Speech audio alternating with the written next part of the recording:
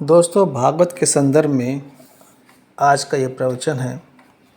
आज मेरे पास जो भागवत है उसका नाम है श्रीमद् भागवत सप्ताह कथा, जो कि संजीव कृष्ण ठाकुर जी का इसमें नाम है, उनकी ओर से लिखी गई है और केशव पुस्तकालय से ये प्रकाशित है। रचयिता है बाल व्यास संजीव कृष्ण ठाकुर जी।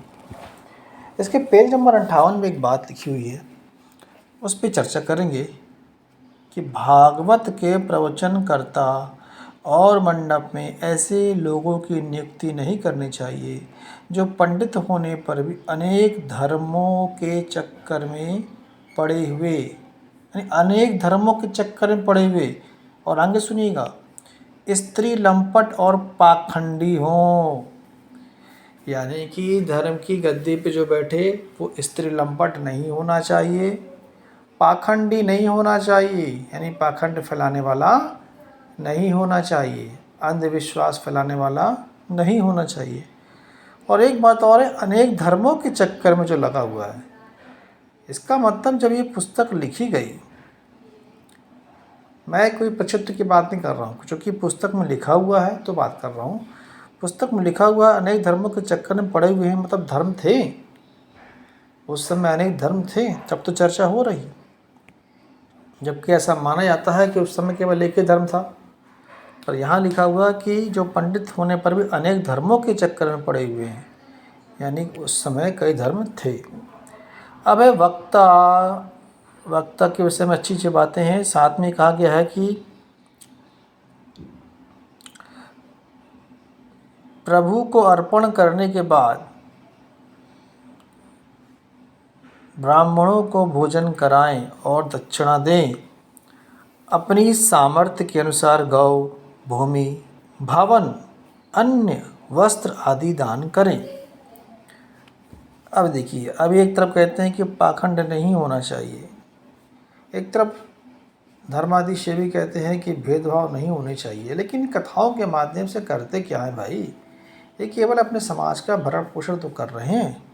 साफ साफ तो लिखा है कि प्रभु को अर्पण करने के बाद ब्राह्मणों को भोजन कराएं, मतलब बाकी इंसान नहीं है, बाकी इंसानों की कदर नहीं है इनको, केवल एक जाति के इंसान की कदर है। क्यों भाई, जब ये देश एक है और सब इंसान एक होते हैं, तो ये भेदभाव क्यों मना रहे हो कि केवल एक जाति विशेष को आप भोजन कराओगे, बाकी को नहीं कराओगे? अरे भोजन कराओ तो सम कराओ, सम वो समझते हो, एक साथ एक पंगत पर सबको बैठा कर भोजन कराओ, यही है समभोज और यही है देशभक्ति वाला भोज।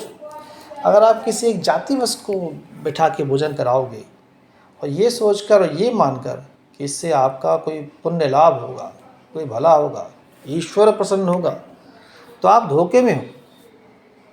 और इस धोखे में आप देश के साथ वफादारी भी नहीं कर रहे हो, क्योंकि देश के साथ वफादारी का मतलब है देश के समस्त लोगों को एक जैसा मानना, समान मानना।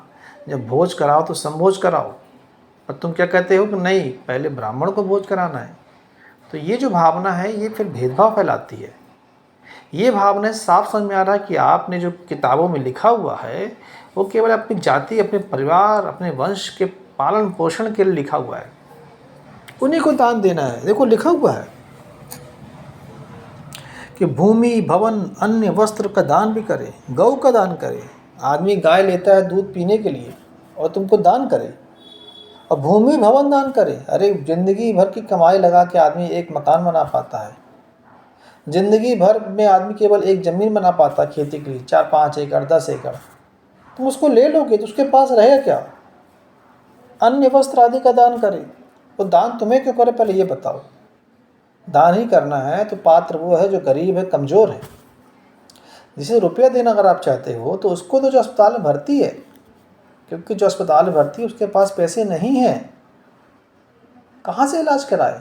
सबके आयुष्मान कार्ड भी नहीं बने हैं, सबको सुविधाएं नहीं हैं इलाज की।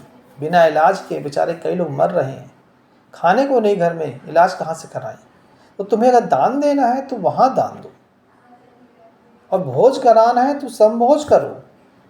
समभोज जैसे कि आप देखिए सिख समाज में होता है, एक लाइन सब बैठते हैं, सबको पंगत में भोजन कराते हैं, यह होता है समभोज। वहाँ कोई किसी से बैर नहीं, कोई भेदभाव नहीं।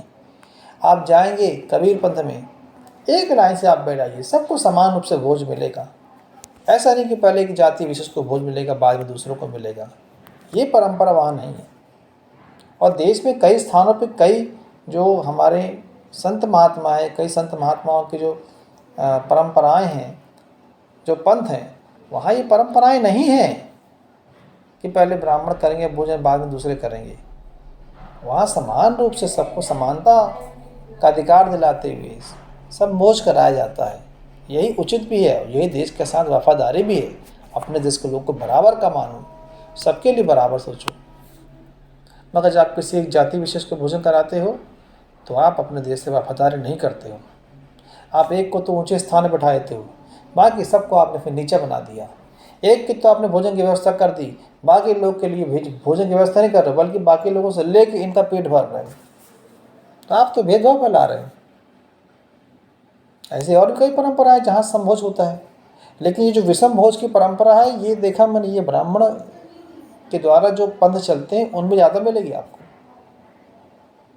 कथाएं करने वाले जो आते हैं पंडे पुजारी, ये ब्राह्मण भोज की बात करेंगे, ब्राह्मण को दान देने की बात करेंगे, तो ये भेदभाव फैलाते हैं। जब आप ये कहते हो कि सब समान है ईश्वर की नज़र में, अगर आप ईश्वर को मानते हो, ये मेरा विचार नहीं है, ये अगर आपका विचार है कि आप ईश्वर को मानते हो और ये मानते हो कि ईश्वर ने सबकी रचना की और सबको बराबर मानता है ईश्वर, तो फिर सबको बराबर लाइन से बैठाओ ना। फिर दान देना तो उसको दो जो उसके लिए लायक है, जो उचित पात्र है, जो गरीब है, दरिद्र है, जिसका इलाज नहीं हो पा रहा है, उसको दान दो। तो देखो ऐसी बातें लिखी हुई हैं। यहाँ तक कि और क्या लिखा हुआ है देखिएगा, नारद जी कहते हैं कि श्रीमद् भागवत की ऐसी महिमा है जिसके प्रभाव से मनुष्य सभी मनोरथ सिद्ध हो जाते हैं। मतलब अगर आपने कथा सुन ली है, एक तब तो कहते पाखंड नहीं, अब सुना जरा, एक तो कथा सुन ली आपने, अब सारे मनोरथ पूरे जाते हैं। मान लो किसी को 5 किलो सोना चाहिए, तो भाई मेरे घर में 5 किलो सोना हो तो मैं धन संपन्न वाला आदमी हो जाऊँगा, तो मिल जाएगा उसको सोना। जिसके पास बैंक बैलेंस नहीं होगा, गरीब हो, वो कथा सुन लेगा और वो ये आशा करे कि उसके बैंक में करोड़ों रुपए हो जाए, करोड़ों रुपए तो क्या आ जाएंगे उसके बैंक में। और जिसने कथा सुन ली है वो ये सोचे और ये मांगे कि उसका एक बढ़िया सा बंगला बन जाए, तो क्या बन जाएगा। BMW कार उसके पास आ जाए तो क्या आ जाएगी। विदेश यात्रा उसको घूमने को मिले तो क्या मिलेगी। अरे कहाँ मिलती है। 80 करोड़ लोग आज भी गरीब हैं और सब कथा सुन रहे हैं। कहाँ कोई विदेश यात्रा कर रहा है, कहाँ कोई अरबपति हो पाया है, और कहाँ किसी के पास बंगले हैं, किसी के पास बैंक बैलेंस नहीं है भाई। तो एक तरफ बोलते कि ऐसा आदमी होना चाहिए कथा वाचने में जो पाखंड न फैलाता हो, और खुद नारद जी के मुंह से आप कहलवा रहे हो पाखंड की बातें कि कथा सुनने के बाद आपको क्या मिल जाता है, सभी मनोरथ सिद्ध हो जाते हैं। अरे कहाँ से होंगे भाई। आपके मनोरथ तभी सिद्ध होंगे जब आप काम करोगे। रुपया चाहिए तो व्यापार करना पड़ेगा, अच्छी नौकरी आपको लेनी पड़ेगी, तब जाके आप पैसा कमाओगे, जोड़ोगे तब बना पाओगे पैसा, तब बैंक बैलेंस बनेगा। सोना अगर आप चाहते हो कोई 2-4 किलो 5 किलो सोना हो तो आपको अच्छा धंधा, अच्छा व्यापार करना पड़ेगा, अच्छी नौकरी करनी पड़ेगी, तब जाके आप बना पाओगे। विदेश यात्रा करना चाहते हो तो उसके लिए रुपया होना चाहिए, तब कर पाओगे आप। ऐसे थोड़ी कि मनोरथ कर लिया, कथा सुनने तो हो गया। कथा सुनने वाला तो दे रहा पैसा, उसको मिल कर रहा है, और बात कर रहे हो पाखंड नहीं होना चाहिए, पाखंड की बातें कर रहे हो। तो अब देखिए आगे क्या लिखते हैं कि नारद जी कहते हैं कि जो मनुष्य 3 तोले सोने के सिंहासन में भागवत पुराण को स्थापित करके 3 तोला, आज के डेट, पहले तो 11 ग्राम, 11×6 मतलब 11×6 ग्राम इसको बोलते हैं। 11 ग्राम का जो होता रहा वो उसको 1 तोला बोलते रहे। आज वो 10 ग्राम का 1 तोला होता है। 3 तोला मतलब 30 ग्राम।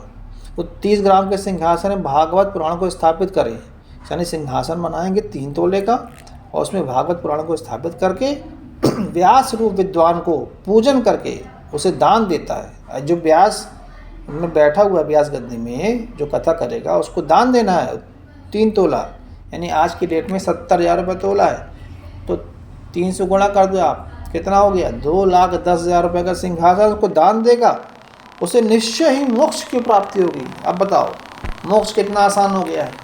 पैसा दो तो मोक्ष मिल जाए, ले ले बाबा मोक्ष ले ले, 3 तोले का दान दे दे और मोक्ष ले ले। ये देखो मोक्ष का धंधा चल रहा है। एक तरफ कहते हैं सनकादिक ऋषि कि जो प्रवचन करता है वो पाखंडी नहीं होना चाहिए, और यहाँ पाखंड फैला रहे हो कि पैसे का दान दो, सोने का दान दो और मुक्ति पालो, मोक्ष मिल जाएगा। धंधा बना के रखा आप लोगों ने, मोक्ष मिल जाएगा, और इसी धंधे से अपनी कमाई कर रहे हो। अब जिसने 3 तोला दिया उसको मोक्ष मिला नहीं मिला ये तो अलग विषय है, और उसके 3 तोला तो चले गए, और जो कथा सुना रहा है उसको मोक्ष मिले ना मिले, मगर उसको 3 तोला सोना तो मिल गए। तब समझे हो क्या रहा है कि तुम्हारे जेब से पैसे निकाल के ब्याज गद्दी वाले को दिया जा रहा है। और ये अंधविश्वास दूर करने के लिए मैंने वीडियो बनाया है। ज़रा अपनी आंखें खोलिए, ज़रा अपने आप से सवाल करिए कि सोने के दान करने से कैसे कोई मुक्त हो सकता है, और कितने लोगों ने दिया भी है, कितनों ने दिया है, क्या वो मुक्त हो गए? अभी उनके जीवन में कष्ट है, परेशानियां हैं, अभाव है, बाप बेटे को नहीं बच रहा है, बेटा बाप को नहीं बच रहा है, बहू घर में खाना नहीं दे रही है, सास बहू को जीने नहीं दे रही है, बीमारियों का अंबार लगा हुआ है, बच्चे नित्य नई ज़रूरतें आपसे पूरी कर पा रहे हैं, आपकी महंगाई के कारण आपके खर्चे बढ़ते जा रहे हैं, जीवन दुष्कर होता जा रहा है, और आप बोलते हो कि सोने का दान कर देंगे तो मोक्ष मिल जाएगा। अरे जीते जी तुमको मिले नहीं मुक्ति, तो मरने के बाद क्या मिलेगी मुक्ति? मूर्ख बने हुए अभी तक ठगाए जा रहे हो तुम। श्रद्धा होना एक बात है, मगर श्रद्धा के नाम पर अंधविश्वास को पालना दूसरी बात है। श्रद्धा के नाम पर अपना घर बार किसी को दे देना, अपनी ज़मीन दे देना, अपना सोना चांदी दे देना, और अपनी बुद्धि भी दे देना, ये सबसे बड़ी हानि है। तो जागिए, पढ़िए और लोगों को जगाइए और सवाल करिए। जिस दिन आप सवाल करेंगे आप सत्य तक आसानी से पहुंच जाएंगे। धन्यवाद।